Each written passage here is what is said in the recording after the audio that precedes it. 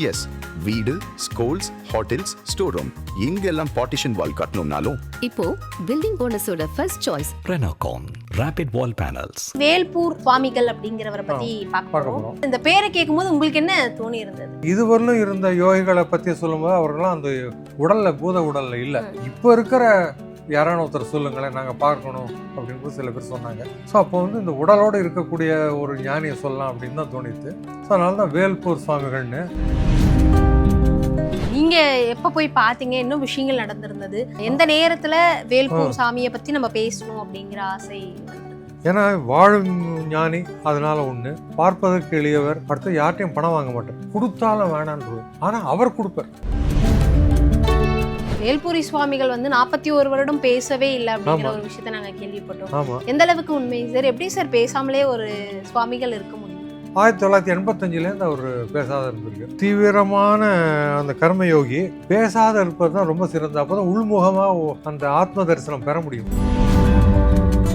யார் யாரெல்லாம் வேல்பூர் சுவாமிகளை கண்டிப்பா போய் பார்க்கணும் நீங்க நினைக்கிறீங்க?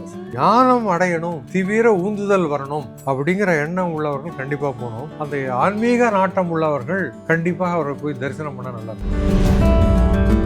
ஆதன் ஆன்மீகம் நேயர்களுக்கு ஷாம்லாவின் அன்பு கலந்த வணக்கங்கள். நம்ம ஆதன் ஆன்மீகத்துல ஆன்மீகம் சம்பந்தப்பட்ட பல கேள்விகளுக்குமே தினம்தோறும் ஒவ்வொரு வகைகளில் பதில்களை பார்த்துக்கிட்டு இருக்கோம். அந்த வகையில சித்தர்களை பத்தியும் மகான்களை பத்தியும் நமக்கு தொடர்ந்து பல தகவல்களையும் கொடுத்துக்கிட்டு இருக்கக்கூடிய வானிலை அறிக்கை ரமணன் சார் இன்னைக்கு நம்மோடு இணைஞ்சிருக்கிறாரு. இன்னைக்கும் நிறைய விஷயங்களை கேட்டு தெரிஞ்சுக்க போறோம். வணக்கம். வணக்கம்மா, எப்படி இருக்கீங்க சார்? நலமா இருக்கேன். எப்பயுமே வந்து சித்தர்களை பத்தியும் மகான்களை பத்தியும் நம்மளுடைய பயணம் வந்து தொடர்ந்துகிட்டே இருக்கு. நிறைய விஷயங்களையும் தொடர்ந்து பார்த்துக்கிட்டு இருக்கோம். இன்னைக்கு வேல்பூர் சுவாமிகள் அப்படிங்கிறவரை பத்தி பார்க்க போறோம். எப்படி இருந்தது சார்? இந்த பேரை கேட்கும்போது உங்களுக்கு என்ன தோணி இருந்தது? அதாவது பொதுவா ஒரு ஞானிகளோ சாமிகளுக்கோ அவர் ஏதாவது ஒரு பேர் இருக்கும். பேரே இல்லாதவர் அவர் விரும்பவும் இல்லை. ஏன்னா இதுவரையிலும் இருந்த யோகிகளை பற்றி சொல்லும்போது அவர்கள்லாம் அந்த உடல்ல பூத உடல்ல இல்லை. அவர்களை பற்றி தான் சொல்லியிருக்கோம். சில நண்பர்கள்லாம் சார் இப்போ இருக்கிற யாரான ஒருத்தர் சொல்லுங்களேன், நாங்கள் பார்க்கணும் அப்படின்னு சில பேர் சொன்னாங்க. ஸோ அப்போ வந்து இந்த உடலோடு இருக்கக்கூடிய ஒரு ஞானியை சொல்லலாம் அப்படின்னு தான் தோணித்து. ஸோ அதனால தான் வேல்பூர் சுவாமிகள்னு. ஆனால் அவர் இயற்பெயர் தெரியாது, எங்கே பிறந்தாருன்னு தெரியாது. இருந்தாலும் அவர் இருக்கக்கூடிய ஊர் வேல்பூருங்கிறதுனால வேல்பூர் சுவாமிங்கிறோம். அந்த வேல்பூருங்கிறது எங்கே இருக்குன்னு உங்களுக்கு ஒரு ஆர்வமாக இருக்கும். ஆந்திராவில் தான் இருக்குது, மேற்கு கோதாவரி மாவட்டத்தில் இருக்குது. அது வந்து தனுக்குன்னு ஒரு ஊர் உண்டு, அதுக்கு ரயில் நிலையம் உண்டு. அந்த இடத்துலேருந்து ஒரு 4 கிலோமீட்டர் தள்ளி இருக்குது. அந்த தனுக்குவை போய் அடையணும் அப்படின்னா சில ரயில் வண்டி, தொடர் வண்டி வந்து பெரம்பூர்லேருந்து தொடங்குற வண்டி கூட இருக்குது. அதே மாதிரி நம்ம எக்மோர்லேருந்து வர இருக்க வண்டி மேலே இருக்குது. ஸோ அதனால் எந்த வண்டின்னு பார்த்து அதில் போயிட்டு அந்த நேரத்தை பார்த்து அந்த ஊரில் தனுகுல இறங்கிட்டு அங்கே 4 கிலோமீட்டர் பயணிக்க வேண்டியிருக்கும். அதுதான் நான் வந்து 2 முறை பார்த்துருக்கேன். நான் பார்த்தாலும் விஜயவாடாலேருந்து காரில் போகிறதுக்கான வாய்ப்பு கிடைக்கும்போது நான் காக்கிநாடா போக வேண்டியிருந்தது நண்பர்களோட. ஸோ அந்த டைமில் இவரை போய் பார்த்தேன்.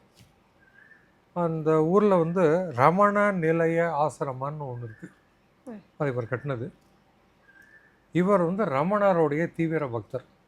வெறும் கோவணம் மட்டும்தான் கட்டின்னு இருப்பார். ஸோ அந்த காலத்தில் ரமண மகர்ஷியை பார்க்காதவங்க வந்து இவரை பார்க்கலாம். வாழும் ரமணன் தான், அது சந்தேகமே இல்லை. அது அடுத்தது வந்து விவேகானந்தர் ஒன்று சொல்லியிருக்கார். அதாவது நம்மளுடைய இலக்கு என்ன? நாம் யார்? இந்த ஆத்ம தரிசனத்தை அடையிறது தான். அதான் ஆன்ம விடுதலைன்னு ஒன்று சொல்லுவார். இந்த ஆன்ம விடுதலை அடையிறதுக்காக கர்ம யோகத்தை பண்ணு, பக்தி யோகத்தை பண்ணு, ராஜயோகத்தை பண்ணு, ஞான யோகத்தை பண்ணுன்னு சொல்லுவார். இல்லை எல்லாத்தையும் பண்ணும்போது ஆனால் நம்ம சொன்னவர்கள்லாம் எல்லாமே பண்ணக்கூடியவங்க தான். ஒன்று சிலரை கூட பண்ணுவவங்களாக இருப்பாங்க. அந்த மாதிரி தான். இப்போ நம்ம வந்து முன்னாடி நிசகதத்த மகாராஜ் பார்த்தோம். அவர் வந்து ஞான யோகம் மெயின். மந்திர ஜபாலாம் கூட பண்ணுவார். இந்த ஞான யோகம் தான் அவருக்கு பொறுத்தவரையிலும். அது மாதிரி பாப்பா ராமதாஸை பார்த்தோம். அவர் அந்த தியானம்லாம் பண்ணுவார். இருந்தாலும் அந்த அவருக்கு முக்கியமானது நாமஜபம், பக்தி யோகம். அந்த மாதிரி ஒவ்வொருத்தருக்கும் ஒன்று. அதே மாதிரி நம்ம ஸ்வீடன்லேருந்து வந்த ரமணகிரி சுவாமிகள்லாம் பார்த்து பேசின ஒரு வாட்டி. அவரெல்லாம் அந்த ராஜயோகம், குண்டல் யோகம் அதெல்லாம் சிறந்து விளங்கினார். அந்த மாதிரி ஒவ்வொருத்தரும் ஒன்றுத்தில். இவர் வந்து கர்மயோகம். இவர் தியானம் பண்ணுவார், அதுவும் இருக்குது. கர்ம யோகமும் இருக்குது. அதான் ரமணர் மேலாம் அளப்பரிய பக்தி, அதுவும் பக்தி யோகம் அதை வச்சுக்கலாம். ஆனால் கர்ம யோகம் தான் இவருடைய அந்த ஒரு நாள் வாழ்வுன்னு எடுத்துட்டிங்கன்னா நிறைய வந்து கர்ம யோகத்திலேயே தான் செலவிடுவார். அதான் அது இவருடைய சிறப்பு. அதுதான். நீங்க எப்ப போய் பார்த்தீங்க? இன்னும் விஷயங்கள் நடந்திருந்தது. எந்த நேரத்துல வேல்பூர் சாமியை பத்தி நம்ம பேசணும் அப்படிங்கிற ஆசை வந்திருந்தது? ஏன்னா வாழும் ஞானி, அதனால ஒன்று. அது பார்ப்பதற்கு எளியவர். இவர் கௌபீனதாரி, இந்த கோவணத்தவர் ஒன்றும் கிடையாது. அடுத்து யார்ட்டையும் பணம் வாங்க மாட்டார், கொடுத்தாலும் வேணான்றுவார். ஸோ அந்த மாதிரி ஒன்று. ஆனால் அவர் கொடுப்பார். அவர் என்ன கொடுப்பாருன்னா, ஒரு பெரிய ஹால் இருக்குது, அப்பப்போ நடுவில் வருவார். வரும்போது இருக்கக்கூடிய பக்தர்கள்லாம் பார்ப்பார். பார்த்துட்டு அவங்களுக்கு வந்து ரமணரை பற்றிய புத்தகங்கள் கொடுப்பார். ரமணருடைய ஒரு படத்தையும் கொடுப்பார்.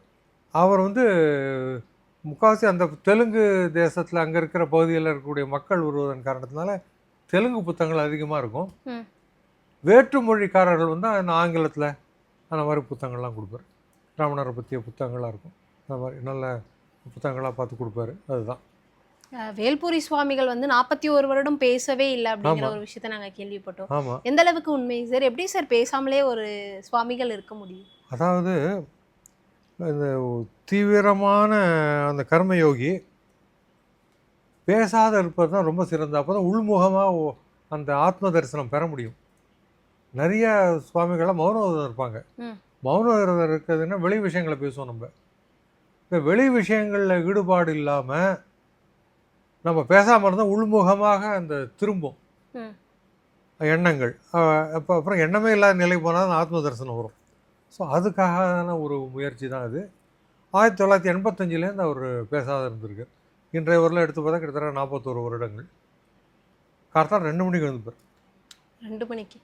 2 மணிக்கு எழுந்து கொஞ்சம் தியானங்கள்லாம் பண்ணிவிட்டு அடுத்தது எல்லாம் நேர கோசாலை ஒன்று இருக்குது, அதெல்லாம் பார்வையிடுறது. அப்புறம் மக்கள் உணவு இருந்தவனுக்காக அங்கே வந்து காலை உணவு கொடுப்பாங்க. அந்த உணவு கூடத்துக்கு போக வேண்டியது. அங்கே ஏதாவது காய்கறிகள் இருந்தால் அதை நறுக்கிறது, வெட்டுறது, அந்த மாதிரி பணிகள்லாம் பண்ணுவார். அப்புறம் நடுவில் இந்த இடத்துல வந்து உட்காந்துப்பார்.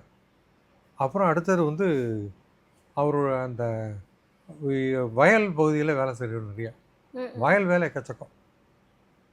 அவரே இறங்கி அந்த வயல் வேலைகளை செய்வார்.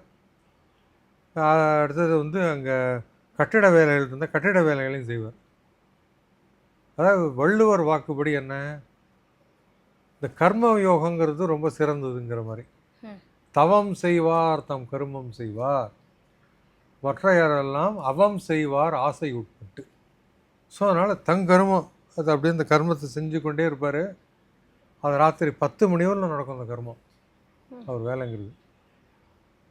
மதியம் 2 மணிக்கு ஒரு 2 சப்பாத்தி அதை சாப்பிடுவார். அதுதான் ஒரே உணவு, மற்றபடி சாப்பாடே கிடையாது.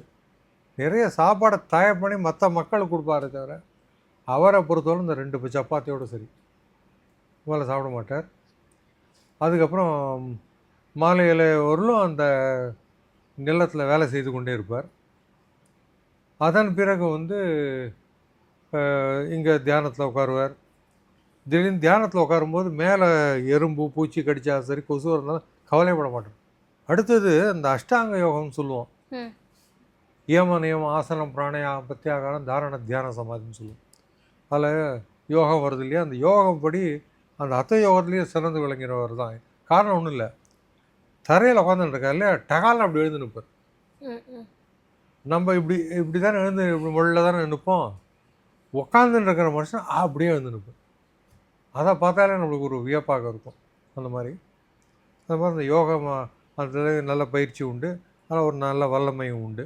அந்த மாதிரி அடுத்த இரவு உணவு நேரத்தில் மக்களுக்கு எப்படி இருக்குது அந்த இடங்கள்லாம் சொல்லி அதையும் பரவிடுவார். பரவிட்டு அப்புறம் வந்துட்டு அடுத்தது இந்த இரவு இதெல்லாம் முடிஞ்சுதா, அடுத்தது புக் பைண்டிங். ஸோ அந்த புத்தகத்தெல்லாம் எடுத்து அடித்து எல்லாம் பண்ணி பைண்டிங் பண்ணி அந்த வேலை அது 10 மணி வரலும் நடக்கும். அதுக்கப்புறம் தூங்க போவார். தூங்கிட்டு திருப்பி 2 மணிக்கு வந்துப்பார். ஸோ கர்ம யோகத்துக்கு நம்ம யாரையான ஒரு அடையாளமாக ஒருத்தரை சொல்லலான்னா இவர் தான். பக்திக்கு சொல்கிறது நிறைய பேர் நம்ம சொல்லிடலாம். ஞான யோகத்துக்கு ரமணர் அந்த மாதிரி எல்லாம் சொல்லலாம்.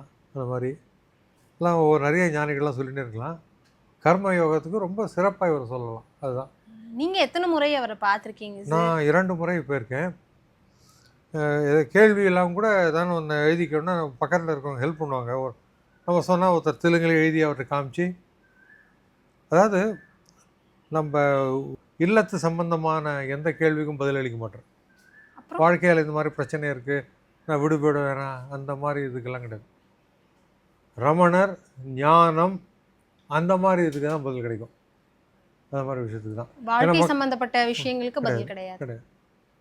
ஸோ ஞான சம்பந்தப்பட்டமான கேள்விகள் கேட்டால் அந்த கேள்விக்கு விடை எழுதி காட்டுவோம். சில நேரம் ரமணருடைய படம் ஒன்று மேலே அங்கே ஒன்று இருக்கும், அதே ஒரு காமிச்சிடும். அவர் அனுகிரகம் இருந்தால் உங்களுக்கு நடக்கும், அது இருந்தால் சித்திக்கும், அந்த மாதிரி சொல்கிற துணியில் அதெல்லாம் காட்டுவார். ஆனால் பணம் நிறைய கொடுக்க வந்தாலும் யார்ட்டையும் வாங்கினது கிடையாது. அதுதான் அவருடைய சிறப்பு. வேண்டவே வேண்டாம் அப்படின்றது. இதை நிலத்தில் வரக்கூடிய இந்த பயிர்கள்லாம் வந்து கடையை காமிச்சு அதில் வரக்கூடிய வருமானத்தை வைத்து கொண்டு அந்த ரமண நிலை ஆசிரமங்கிற நிறுவனத்தை நடத்துகிறேன். யார் யாரெல்லாம் வேல்பூர் சுவாமிகளை கண்டிப்பாக போய் பார்க்கணும்னு நீங்கள் நினைக்கிறீங்க சார்? அதாவது இந்த ஞானம் அடையணும், தீவிர ஊந்துதல் வரணும் அப்படிங்கிற எண்ணம் உள்ளவர்கள் கண்டிப்பாக போகணும். ரொம்ப நாள் தியானித்து நம்ம புத்தகங்கள்லாம் படித்து அப்படிங்கிறத விட ஒரு ஞானம் அடைந்து உயர்ந்த நிலையில் இருக்கிறவருடைய பக்கத்தில் சமீபத்தில் போனாலே நம்மளுக்கே ரொம்ப சிறப்பாக இருக்கும். அதுதான். ஸோ அந்த வகையில் அந்த ஆன்மீக நாட்டம் உள்ளவர்கள் கண்டிப்பாக அவரை போய் தரிசனம் பண்ணால் நல்லாயிருக்கும். இந்த தேடலுங்கிறது ரொம்ப முக்கியம் வாழ்க்கையில். ஏன்னா நம்மளுக்கு வந்து வாழ்க்கையினுடைய இலக்குங்கிற தேடல் தானே. ஸோ அது கர்ம யோகமோ ஞான யோகமோ பக்தி யோகமோ இந்த மாதிரி யோகம், எந்த விதமான யோகங்கள் இருக்குது. ஸோ அதை பற்றி படிப்பது, அந்த வழிமுறையில் எவ்வாறு செல்வது என்று இருக்கும்பொழுது நமக்கு வந்து இன்றைக்கு இருக்கக்கூடிய ஒரு வழிகாட்டின்னு அவர் தான். கண்டிப்பாக சார். நீங்கள் வந்தீங்கனாலே சித்தர்கள் பற்றியும் மகான்களை பற்றியும் நிறைய விஷயங்களை நம்ம பேசுவோம். அந்த வகையில் இப்போ வாழ்கின்ற சித்தர்னோ இல்லை மகானோ கண்டிப்பாக அவரை சொல்லலாம்னு நினைக்கிறேன், வேல்பூர் அவர்களை. நிறைய விஷயங்களை பேசியிருந்தீங்க. மிக்க நன்றி. மிக்க நன்றி.